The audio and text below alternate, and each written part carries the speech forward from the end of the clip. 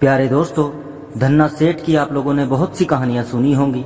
आज हम आप लोगों को धन्ना सेठ की एक सच्ची घटना कहानी के माध्यम से बताते हैं। तो चलिए शुरू करते हैं। राजस्थान प्रांत में एक जाट जाति में धन्ना नामक भक्त था। गांव में बारिश हुई।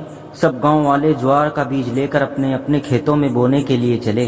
भक्त धन्ना जाट भी ज्वार का बीज लेकर खेत में बोने चला। रास्ते में 4 साधु आ रहे थे।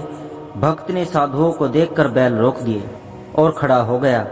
राम राम की साधुओं के चरण छुए।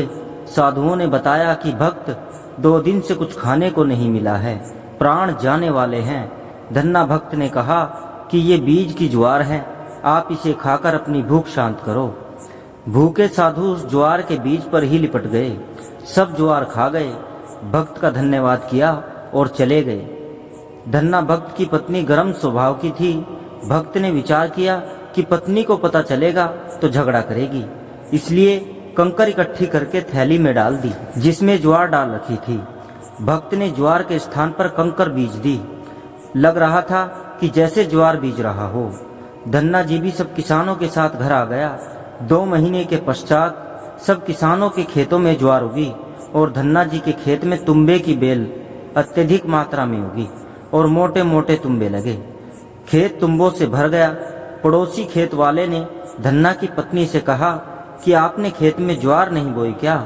आपके खेत में तुम्बों की बेल उगी है, अनगिनत मोटे मोटे तुम्बे लगे हैं। धन्ना जी की पत्नी ने एक तुम्बा तोड़ा और सिर पर रखकर घर की ओर चल पड़ी। धन्ना जी के पास कुछ भक्त बैठे थे। धन्ना जी ने देखा कि भक्तमती तुम्बा लिए आ रही है। खेत में गई थी। भक्तों से कहा कि आप शीघ्र चले जाओ। वे चले गए। भक्तमती ने आकर तुम्बा भक्त के सिर पर दे मारा और बोली कि बालक तेरे को खाएंगे, बीज कहाँ गया? धन्ना जी कुछ नहीं बोले, अपने सिर का बचाव किया। तुम्बा पृथ्वी पर लगते ही 2 भाग हो गया। उसके अंदर से बीज जैसी स्वच्छ मोटी मोटी ज्वार निकली। धन्ना जी की पत्नी को आश्चर्य हुआ। ज्वार देखकर खुशी हुई। विचार किया कि अन्य तुम्बों में भी ज्वार हो सकती है। भक्त को साथ लेकर उस तुम्बे वाली ज्वार को घर में रखकर खेत में पहुंची। चद्दर बिछाकर तुम्बे फोड़ने लगी। धड़ी धड़ी 5-5 किलो ज्वार एक तुम्बे से निकली। ढेर लग गया। अन्य किसानों की फसल बारिश न होने से सूख गई। एक दाना भी हाथ नहीं लगा। धन्ना भक्त ने सब गांव वालों को लगभग 10-10 मन यानी 4-4 क्विंटल ज्वार बांट दी। उनके बच्चे भी भूखे थे। अपने घर भी शेष ज्वार ले गए। पत्नी भी भक्ति पर लग गई। दोनों का उद्धार हो गया।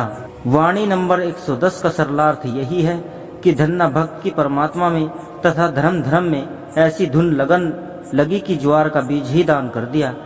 देते को हर देता है। इसी कारण से परमात्मा जी ने सूखा खेत हरा कर दिया जिसमें कंकर बोई थी। उस सूखे खेत को तुम्बों की बेलों से हरा भरा कर दिया। तो दोस्तों, कहानी अगर अच्छी लगे तो वीडियो को लाइक और शेयर कीजिएगा, और अगर आप चैनल पर नए हैं तो चैनल को सब्सक्राइब जरूर कीजिएगा। शुक्रिया।